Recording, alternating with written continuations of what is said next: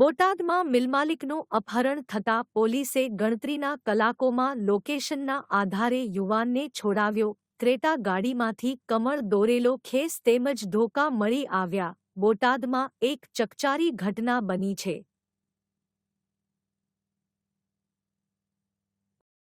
કેટલાક અજાણ્યા શખ્સો દ્વારા બોટાદના ભદ્રાવડી ગામના રાઘે ઓઇલ મિલના માલિકનું અપહરણ કરી 50 કરોડની માંગ કરવામાં આવી હતી. જો કે પોલીસે ગણતરીના કલાકોમાં લોકેશનના આધારે યુવાનને છોડાવ્યો હતો. ઉલ્લેખનીય છે કે જે ક્રેટા ગાડીમાં યુવાનનું અપહરણ કરવામાં આવ્યું હતું તે ગાડીમાંથી કમળ દોરેલો ખેસ તેમજ ધોકા મળી આવ્યા હતા. બોટાદના ભદ્રાવડી ગામના રાઘે ઓઇલ મિલના માલિક પોતાની બાઇક લઈને જતા હતા. તે દરમિયાન કોઈ અજાણ્યા શખ્સો ફોરવ્હીલ કાર લઈને આવીને ઓઇલ મિલના માલિકની બાઇકને ટક્કર મારે છે. જે બાદ ઓઇલ મિલના માલિકને ગાડીમાં બેસાડી અપહરણ કરી ફરાર થઈ જાય છે. જે ઘટનાની જાણ થતાં એસપી સહિત પોલીસ કાફલો ઘટના સ્થળે પહોંચ્યો હતો. પોલીસને લોકેશન મળતા પોલીસે ગણતરીની કલાકોમાં અપહૃત યુવાનને છોડાવ્યો હતો. ભદ્રાવડી ગામે રહેતા અને રાઘે ઓઇલ મિલના માલિક વિપુલભાઈ શેખ નામના યુવક આજે સવારના 10 કલાકે ઓઇલ મિલથી પોતાની બાઇક લઈને જતો હતો. ત્યારે થોડે દૂર જતા કોઈ અજાણ્યા શખ્સો ફોરવ્હીલર કાર લઈને આવ્યા હતા અને બાઇક સાથે કાર અથડાવી હતી. ત્યારબાદ વિપુલભાઈને પકડીને કારમાં બેસાડી અપહરણ કરી નાસી છૂટ્યા હતા. અપહરણની ઘટનાની જાણ થતાં Botad SP, DYSP, LCB, SOG સહિતના પોલીસ કાફલો ઘટના સ્થળે પહોંચ્યો હતો. બોટાદ જિલ્લામાં નાકાબંધી કરવામાં આવી હતી. બોટાદ જિલ્લાની આસપાસના જિલ્લાઓની પોલીસને પણ જાણ કરી હતી અને અપહૃત યુવાનની શોધખોળ શરૂ કરી હતી. તેવામાં પોલીસને યુવાનનું લોકેશન મળતા પોલીસ લોકેશનવાળી જગ્યાએ પહોંચી હતી. જ્યાં અપહૃત યુવાનને છોડાવી હાલ પોલીસ યુવાનને લઈ પાળિયાદ પોલીસ સ્ટેશને લાવી છે. અપહરણકર્તાઓ યુવકને ફોરવ્હીલર કારમાં બેસાડી લઈ ગયા હતા. વિંહિયા તાલુકાના સંભિયાળા ગામે પહોંચતા અપહરણકર્તાઓએ અપહૃત યુવાનને ઢોરમાર માર્યો હતો. જેથી અપહૃત યુવકે બચાવો બચાવોની બૂમો પાડી હતી. ગામના લોકો એકત્રિત થઈ ગયા હતા અને કાર પાસે પહોંચ્યા હતા. જ્યાં અપહૃત યુવાનને જોયો હતો. તેવામાં બોટાદ એલસીબી પોલીસ સંભિયાળા ગામે પહોંચી હતી. જેથી અપહરણકર્તાઓ કાર મૂકીને નાસી છૂટ્યા હતા. ત્યારે બોટાદ પોલીસ અપહૃત યુવક વિપુલ શેખને હાલ પાળિયાદ પોલીસ સ્ટેશન ખાતે લાવી છે. અને અપહરણ કોણે કર્યું હતું, અપહરણ કરવાનું શું કારણ હતું તે દિશામાં તપાસ હાથ ધરી છે.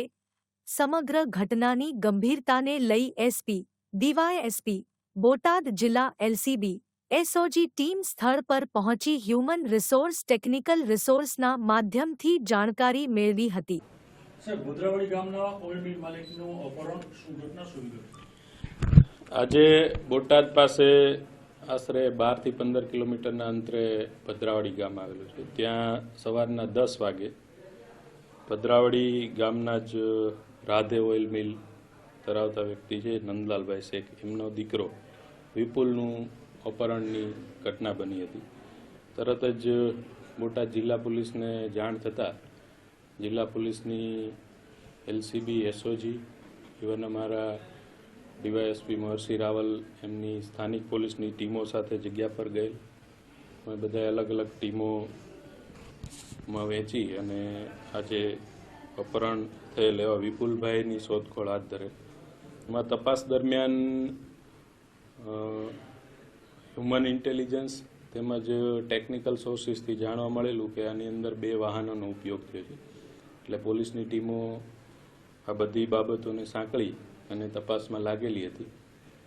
અને એ દરમિયાન અમારા સોર્સિસથી અને એમના જે સગાવાલા છે, જે વિપુલ છે એમના ભાઈ છે સંજયભાઈ, એમની આ કામે ફરિયાદ દાખલ કરવામાં આવી હતી. એટલે એમના પણ અમે સતત સંપર્કમાં હતા અને બોટાદ જિલ્લાની તમામ ટીમોએ એક સાથે કામ કરી અને ભોગ બનનાર છે વિપુલ નંદલાલ શેખ, એમને વિછિયા તાલુકાનું સમઢિયાળા ગામ, ત્યાંથી બનાવ બન્યા પછી લગભગ 3.5 કલાકની અંદર છોડાવેલ છે.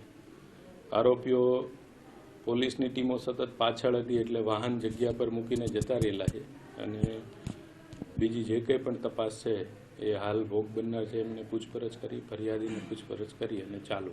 સર, કેટલા વાહન કબજે છે અને અપહરણ કરવા પાછળનું કારણ શું? આરોપીની કોઈ વિગત? એક વાહન તો અત્યારે સમઢિયાળા બંધ હાલતમાં છે એટલે અમે ટો કરીને લાવશું. એ ક્રેટા ગાડી છે. એ સિવાયના જે વાહનો છે એની પણ અમે તપાસ ચાલુ છે, એ પણ ટૂંક સમયમાં કબજે કરવામાં આવશે.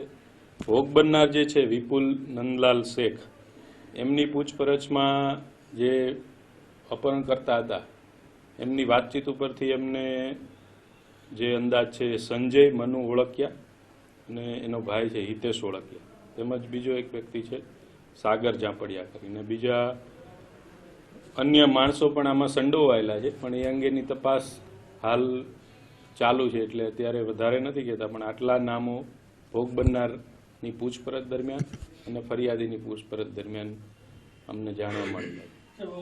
અપહરણ પાછળનું કારણ શું અને જે અપહરણ કરતા છે તેના કોઈ સંબંધી કે કોઈ સગાવાલા ખરા?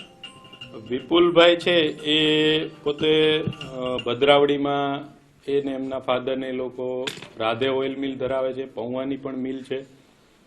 અને વિપુલભાઈની પૂછપરછ દરમિયાન એવું જાણવા મળ્યું છે કે એની પાસે પહેલાં આ જે અપહરણકર્તાઓ છે એમને આ આખો બનાવ બન્યો એ દરમિયાન પહેલાં 50 કરોડની માંગણી કરી અને પછી જ્યારે એને આ જગ્યા પર છોડી દેવામાં આવ્યો ત્યારે પણ છેલ્લે એવું કીધું હતું કે તું અમને આંગળીયું કરાવી દે 2 કરોડનું.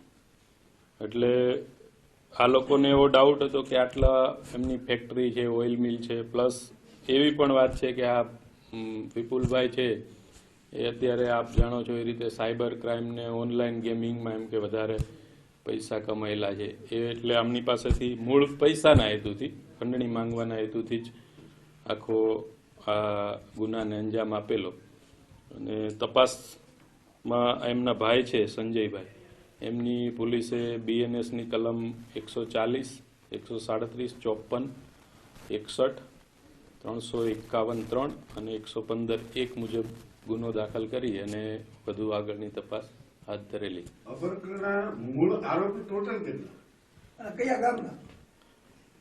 મૂળ આરોપી અત્યારે તો જે વિપુલની પૂછપરછ દરમિયાન અમને જે જાણવા મળ્યા છે એ એની પ્રાથમિક પૂછપરછમાં 3 વત્તા 2 અથવા 3 એટલે 5 થી 6 ઈસમો હોઈ શકે, પણ ચોક્કસ તો જ્યારે આરોપીઓ પકડાય અને આ વિપુલની હજુ એ પણ અમે હમણાં જ લઈને આવ્યા છીએ એટલે ડિટેલમાં પૂછપરછ થાય ત્યાર પછી જ અમે કહી શકશું.